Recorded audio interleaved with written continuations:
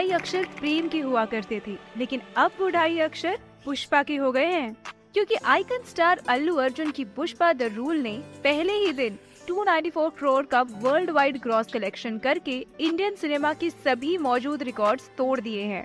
तो चलिए देखते हैं इस रप्पा रप्पा रिकॉर्ड तोड़ कमाई करने वाली मूवी के बिहाइंड द सीन्स।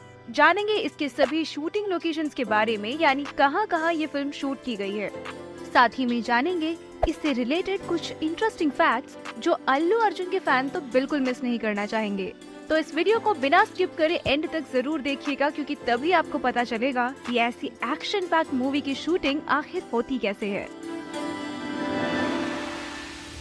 इस मूवी के ऑलमोस्ट सभी सीन्स इंडिया में ही शूट हुए हैं। 30 अक्टूबर 2022 से ही इसकी शूटिंग हैदराबाद में शुरू हो गई थी।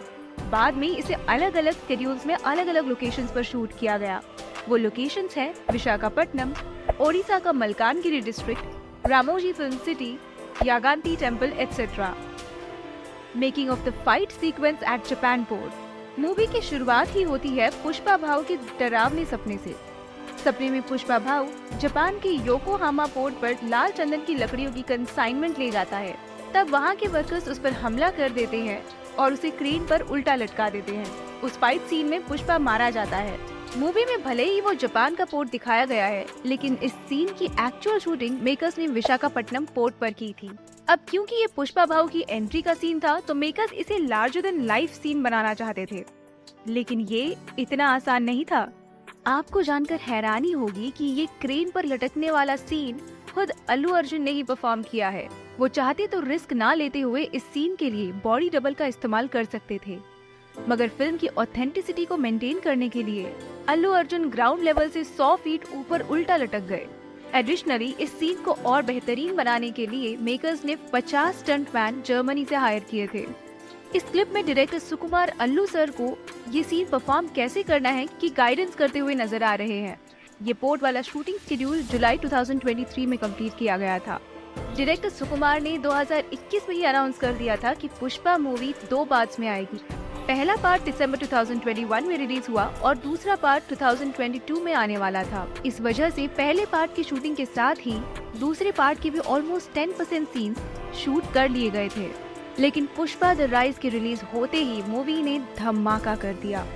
मेकर्स को उम्मीद से ज्यादा सक्सेस मिली और हर किसी की जुबान पर सिर्फ पुष्पा का नाम था। उसी वक्त KGF पार्ट 2 भी रिलीज हुई थी, जिसने सारे रिकॉर्ड तोड़ दिए थे। उसे देखते हुए मेकर्स ने सोचा कि पुष्पा 2 को और भी ग्रैंड बनाया जाए, और इसी वजह से डायरेक्टर सुकुमार ने स्टोरी रीराइट की। जो 10% सीन्स शूट किए गए थे उन्हें स्क्रैप कर दिया गया और नए एक्शन पैक सीन्स प्लान किए गए। ये डिसीजन एक बहुत बड़ा रिस्क था, लेकिन मेकर्स ने इस पर पूरी मेहनत की। पुष्पा का स्वैग और एक्शन थिएटर में ऑडियंस को तालियां और सीटी बजाने पर मजबूर कर देता है। पहले ही दिन वर्ल्ड वाइड 294 करोड़ की ओपनिंग लेकर पुष्पा के तूफान ने अब तक सारे रिकॉर्ड्स तोड़ दिए हैं। पार्ट 2 की डिले का असली रीजन ये चेंजेस थे, जो मूवी को और भी धमाकेदार बनाने के लिए किए गए हैं। Making of Gangamma Jatara action scenes. Gangamma Jatara festival movie का सबसे हाईलाइटिंग पार्ट था।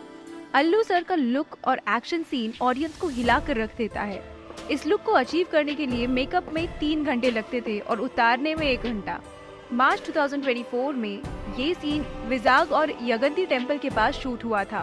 रिपोर्ट्स के मुताबिक मेकर्स ने इस सीक्वेंस के लिए 50-60 करोड़ खर्च किए थे और ये शूट 35 दिनों तक चला था। डैम, एक ही सीन के लिए इतने एफर्ट्स।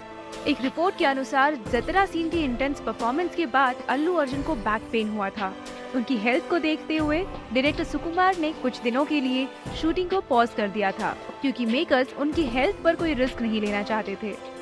अगर आपने मूवी देखी है तो आप जानते होंगे कि गंगम्मा जतरा में पुष्पा के इमोशनल मोमेंट को दिखाते हुए उसका अंगारों पर चलना सबको हिला देता है। श्रीवल्ली भी इमोशनल हो जाती है और इनके इमोशंस को कैप्चर करते हुए मेकर्स ने अंगारो सॉन्ग बनाया था, जिसे श्रेया घोषाल ने गाया और गणेश आचार्य ने कोरियोग्राफ किया। रिहर्सल क्लिप्स में गणेश जी और डायरेक्टर सुकुमार भी डांस करते हुए नजर आते हैं। मूवी देखने से पहले जब मैं ये सॉन्ग देखती थी तो मैं सोचती थी कि अल्लू अर्जुन सर ने साड़ी जैसा दुपट्टा क्यों पहना हुआ है। वो अब पता चला कि ये सॉन्ग गंगम्मा जतरा के सीन्स के बाद दिखाया गया है। जिसमें अल्लू अर्जुन ने साड़ी पहनी है। सॉन्ग के रिहर्सल वीडियो से पता चलता है कि टीम ने शूटिंग को काफी एंजॉय किया था। पूरी टीम ऐसे काम कर रही थी जैसे कि फैमिली हो।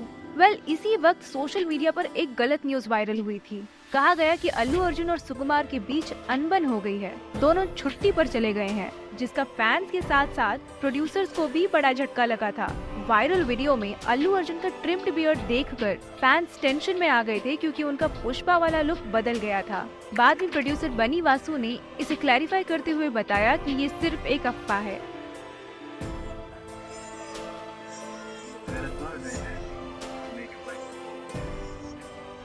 झुकेगा नहीं moments from Ramoji film city.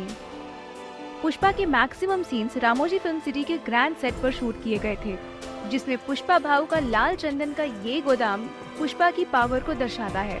जब पुष्पा इंटरनेशनल स्मगलर हामिद से 2000 टन लाल चंदन की डील करता है, तो वो इसे पूरा करने के लिए अपने गोदाम में लकड़ी का ढेर जमा कर देता है।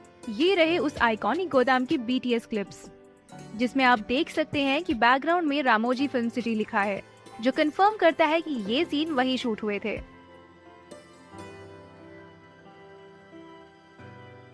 जहां लोगों को एक लकड़ी नहीं मिल रही थी, वहां पुष्पा लाल चंदन का ढेर लगा देता है और उसे एक पेड़ के साथ लपेट के रखता है। मेकर्स ने ये सब रामोजी फिल्म सिटी पर ही क्रिएट किया था। पुष्पा का टाइटल सॉन्ग, कुछ सीन्स और क्लाइमैक्स रामोजी फिल्म सिटी में ही शूट हुए थे।